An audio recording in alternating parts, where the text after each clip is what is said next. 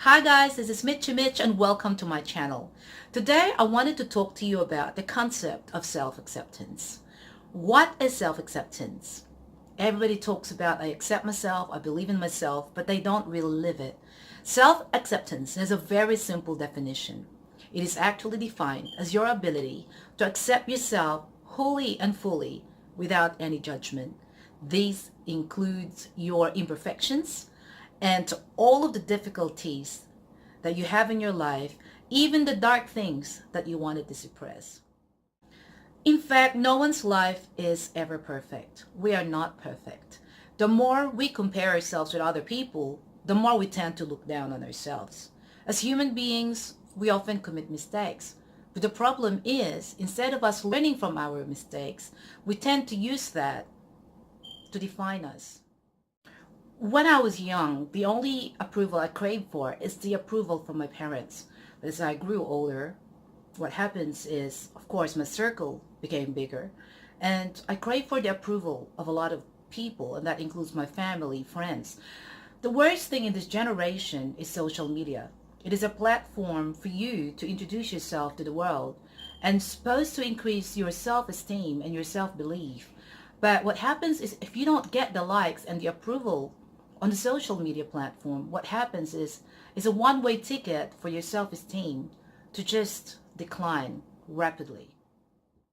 Every teenager, especially girls, will go through a lot of awkward stage.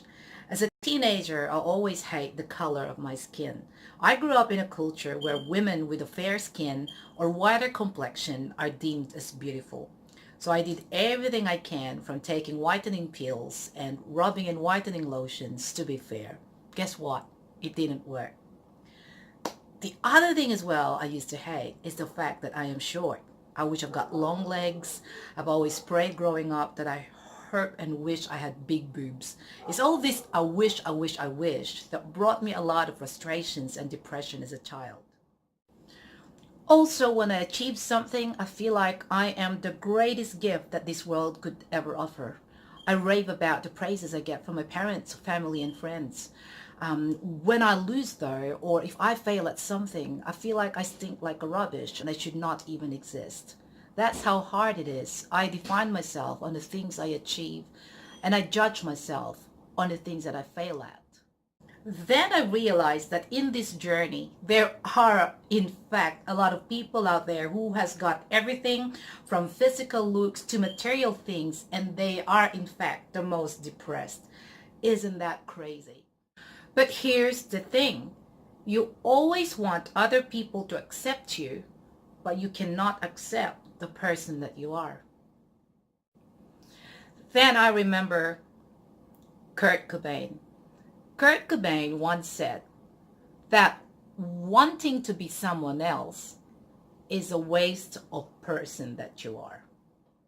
So let's talk about the most common roadblocks towards self-acceptance. You always feel there's something wrong with you, even though you're not sure what it is. You also feel you've got a lot of unacceptable qualities. Your inner critic constantly finds you at fault. You also made self-acceptance conditional. And you think you're not worthy at all. So let's take a look at some ways towards self-acceptance. We have to shift our mind from blame and shame and give ourselves enough allowance and tolerance to start in the process. Focus on your strength rather than your weakness.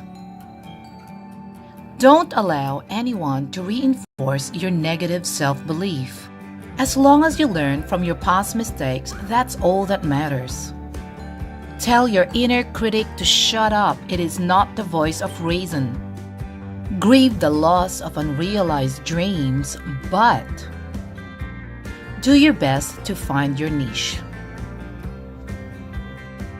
Whether it's pampering yourself or doing charity works, be happy. Stop comparing yourself with other people. Everyone is unique. Always speak nicely about yourself. If you will not, no one will. Lastly, and the most important thing, be kind to yourself always.